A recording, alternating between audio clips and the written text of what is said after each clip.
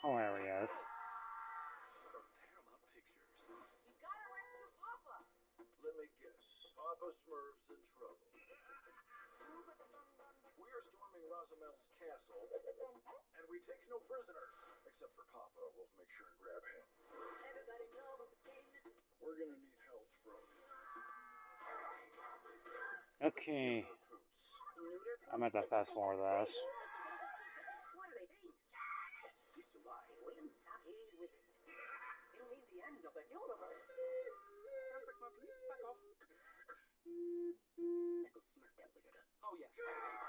Get ready for an adventure that will blow you away. Come on. What the Smurf?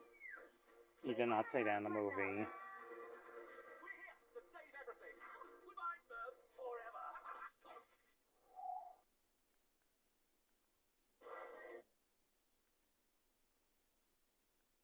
Well, it's been a year now since the movie came out, and I'm finally going to talk about it. And yeah, I'm kind of skipping the sequel, Smurfs 2, which is not really a good movie per se. It's kind of been like decades since they had to do like the last one called Lost Village, which I just talked about already. It kind of takes way too long to make another one of these movies. And yeah, I know that people talk about this movie to death already.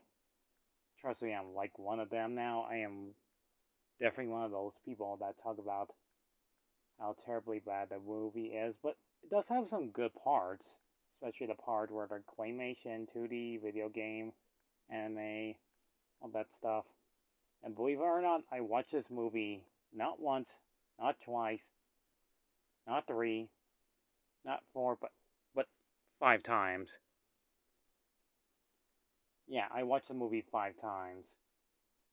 And plus, every time I go to Dollar General, it's like $19.93 there. So I'm finally going to talk about this movie at last. And I'm kind of not allowed to show most scenes from the movie because you know how YouTube is with its copyright stuff. You pretty much know about the Smurfs for a very long time like I do. Oh. So I'm not going to do the history thing again this time. Since my channel already has like lots of videos about them now. And lots of images. Anyways. After watching that movie a few times, I already know what the story is plot is about. It shows all the Smurfs having their own talents, except for one right here called No Name Smurf. It's kind of a simple little story that they all have talents except for him, that he's called No Name Smurf for a reason. And yet he's like talent of powers, like he needs magic now. And then he finally got his magic powers. Which unfortunately, spoiler alert, those of you who haven't watched the movie yet, was that magic book the whole time. That was small and was in his head and doing all that stuff the whole time that he thought he had magic. Trinity is her name. And there's like these evil wizards that want to capture all the legendary books and turn them all evil and suck all the goodness. Listen, Gargamel has a brother that was never mentioned in the other Smurf stories called Razamel. Oh, and his goal was to destroy everything good on Earth. So yeah, there's that, and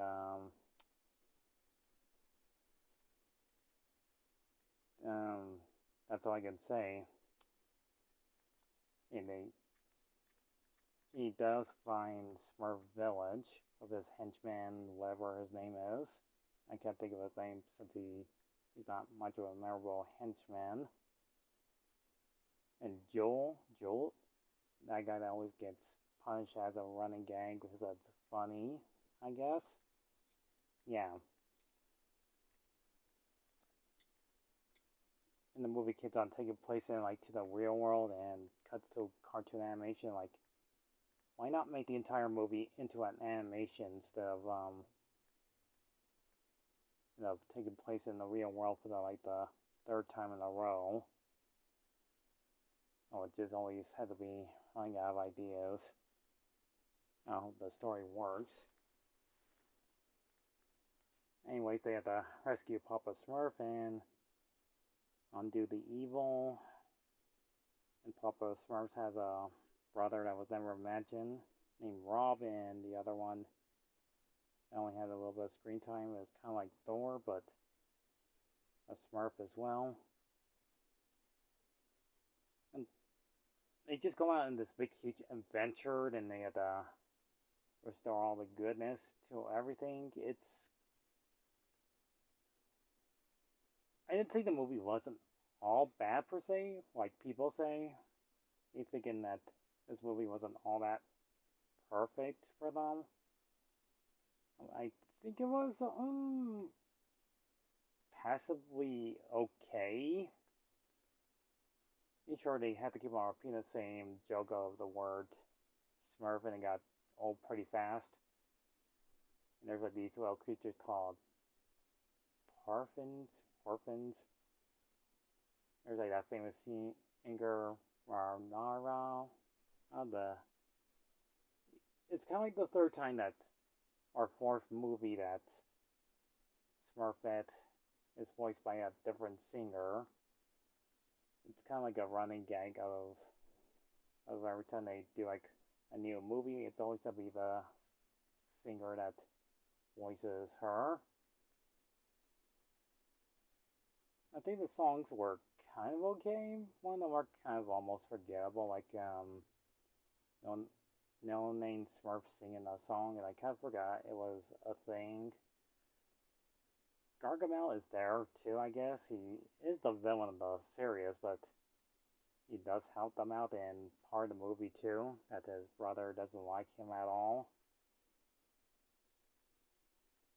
I'm gonna try to do this as quickly as possible because I do things off stream. So yeah, the movie wasn't all that great or fantastic about it. It's kind of like I would say like mediocre at best. If you have like little kids, they might enjoy watching an hour and 30 minutes of the movie. You might actually like the show too. It just depends on how much they're gonna keep on doing these endless amounts of films and merchandises all around. And I do like the Smurfs as a kid back then, but after a while, it almost gets old after a while just seeing the same thing, and that they cannot come up with newer ideas. But it depends if you really like watching these little blue critters, or on how insanely funny it is and how strange it can be. It's a magical, also called quest adventure, them bringing back all the goodness in the world. Yeah, a lot of people say that this movie isn't really that good. I think this movie was sensibly fine. And sure, they say the trailer didn't look that good, and they have to use like comic book tiles, just like in the comic books. It just seems it needs to be a little bit better, or plot story convenience. Yeah.